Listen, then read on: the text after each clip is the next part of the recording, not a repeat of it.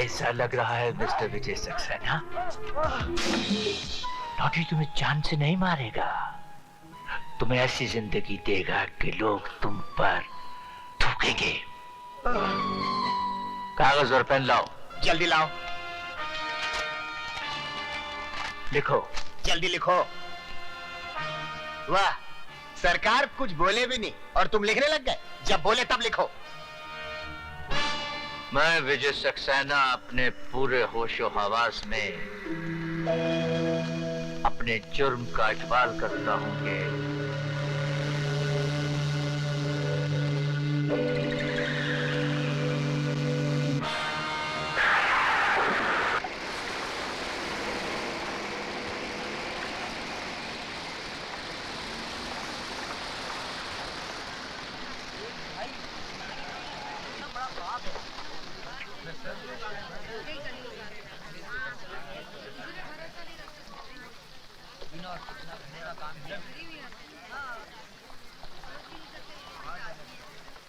देखो शक्ल से कैसा लगता है, लेकिन काम कैसा किया। अरे भैया, अब तो दुनिया रहने के काबिल ही नहीं रही। भगवान जल्दी उठा ले तो अच्छा है।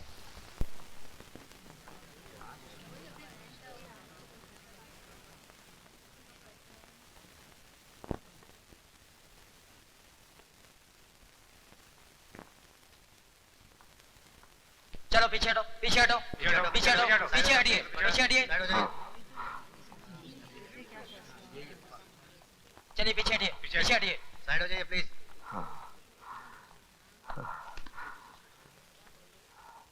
केस की कार्रवाई शुरू की जाए। मैं जो कहूंगा सच कहूंगा, सच के सिवा कुछ नहीं कहूंगा।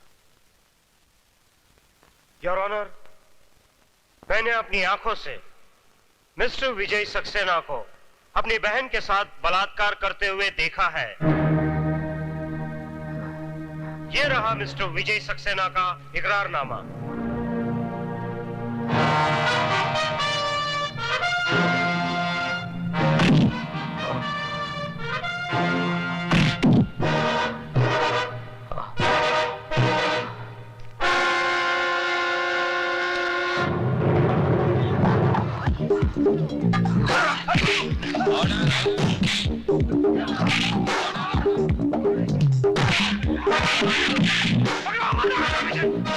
आगे मत बढ़ना। मैं कह रहा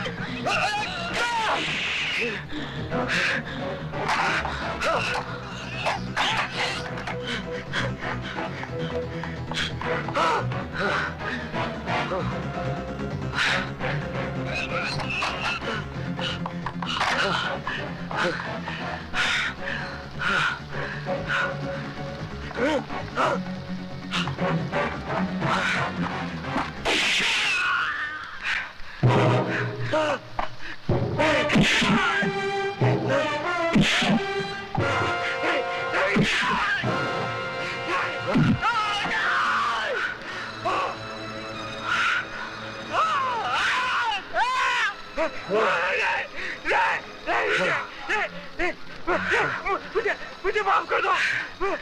मुझे माफ कर दो। मैं सबको सच सच बता दूंगा कि बलात्कार तुमने नहीं, हम लोगों ने किया था। हम लोगों ने बलात्कार किया था। नो मिस्टर विजय सक्सेना, कानून अपने हाथ में मत लो। अदालत जान गई है कि तुम बेगुनाह हो। रेस्ट एश्योर्ड, तुम्हें इंसाफ ही दिया जाएगा। प्लीज उसे छोड़ दो।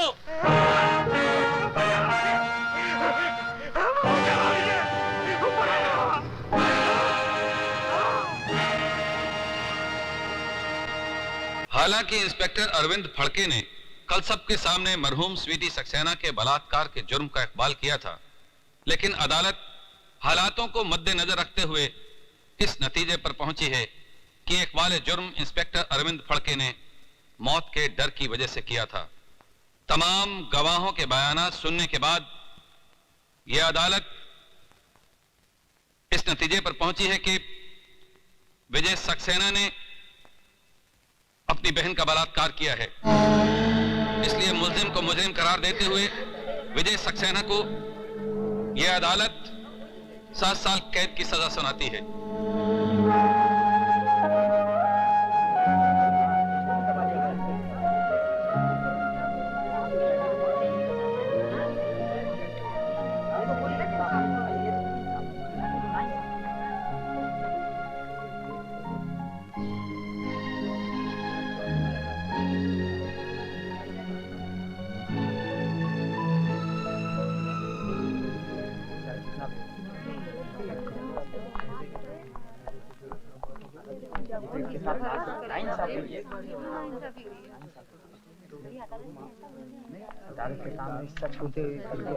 जज साहब, हाँ?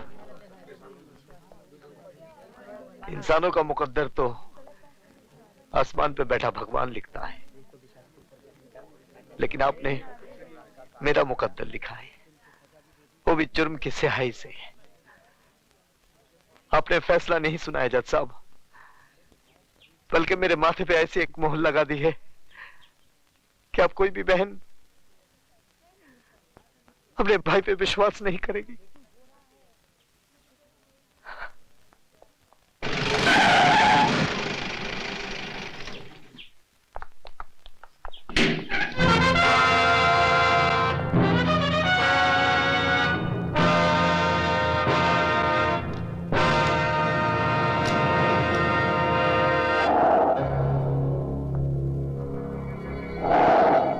नटवर नाम है मेरा।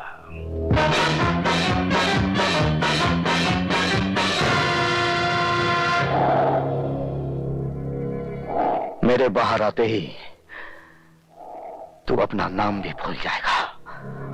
क्या डायलॉग मार गया साला।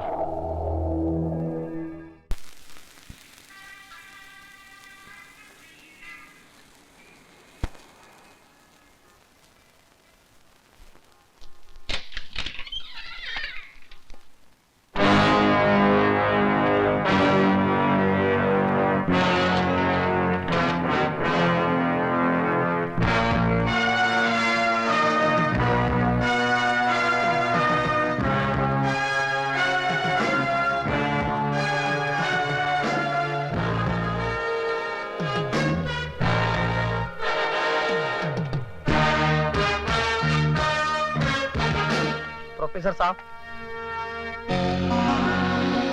आप अपने कलम भूल गए थे।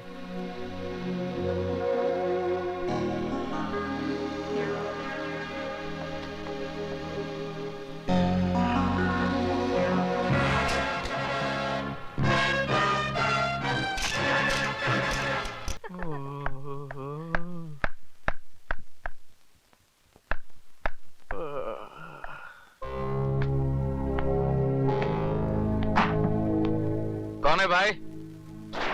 ये प्रिंसिपल का रूम है या पब्लिक का संडास? जब चाह तब घुस गए। चलो बाहर जाओ, पूछ कर आओ कि क्या मैं अंदर आ सकता हूँ। अंदर तो मैं 7 साल तक था, अब मैं बाहर आ गया हूँ।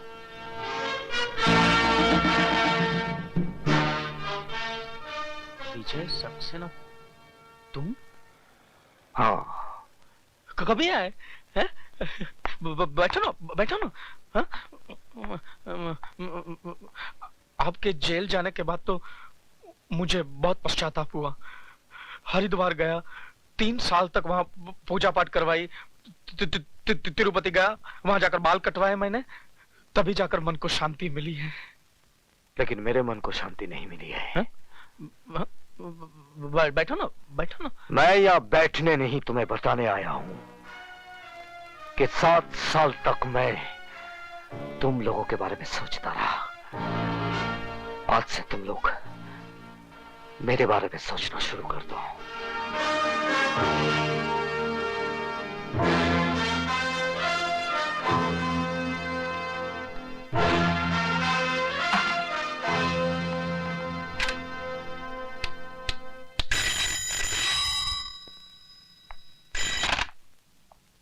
नटवर नाम है मेरा। फौरन बदल डालिए, वरना वो आपका नाम क्या, गांव, पता सब कुछ बदल डालेगा। क्या बकवास कर रहे हो कोठारी? होश में तो वो आदमी कैसे होश में रह सकता है जिसने अभी अभी मौत की शक्ल देखी हो? मौत? कैसी मौत? विजय सक्सेना जेल से छूट गया है। विजय सक्सेना? क्या हुआ? साहब, हम अपने गांव मेरठ जाना चाहते हैं। क्यों? हमारी माँ की तबीयत बहुत खराब है। लेकिन तुम्हारी माँ तो पिछले बरस मर गई थी। फिर जिंदा हो गई है, और अगर हम नहीं पहुंचे तो फिर मर जाएगी। क्या उल्टा सीधा बक रहे हो? नहीं, विजय सक्सेना के आने से सब उल्टा सीधा हो गया है। हम तो जा रहे हैं।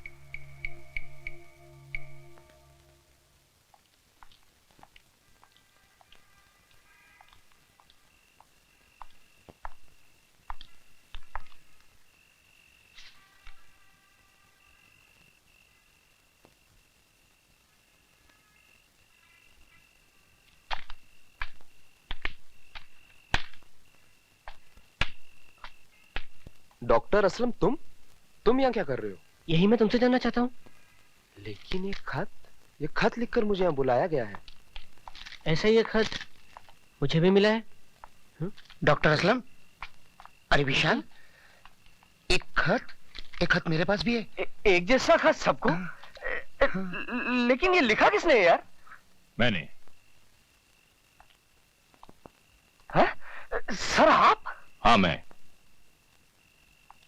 जिस आदमी ने इल्म के दिए से तुम सब की अंधेरी जिंदगियों को रोशनी में बदल दिया था, वही प्रोफेसर विजय सक्सेना आज जेल की अंधेरी कोठरी से छूटकर बाहर आ गया है। क्या विजय साहब जेल से छूट गए?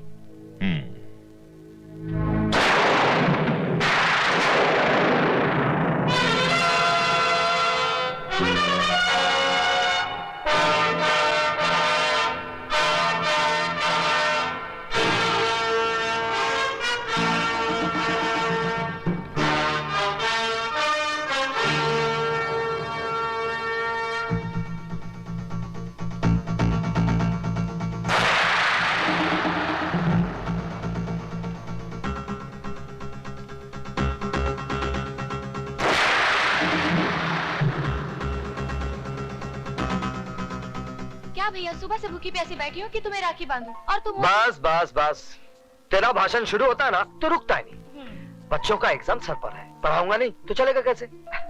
चला जा। ठीक है, आप बैठो तो सही। अब जल्दी से राखी बांध दे। जी।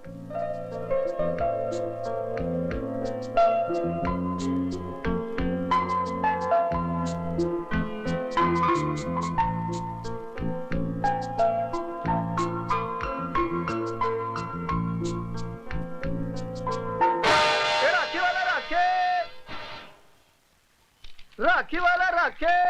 ए राखी वाले, एक राखी देना। कौन सी दूं? किसके लिए राखी खरीद रही है बेटी? तेरा तो कोई भाई भी नहीं है। माँ, कोई भाई ऐसा भी तो होगा जिसकी बहन ना हो, क्यों नहीं उसे राखी बांधो? ये लो, बांधो राखी।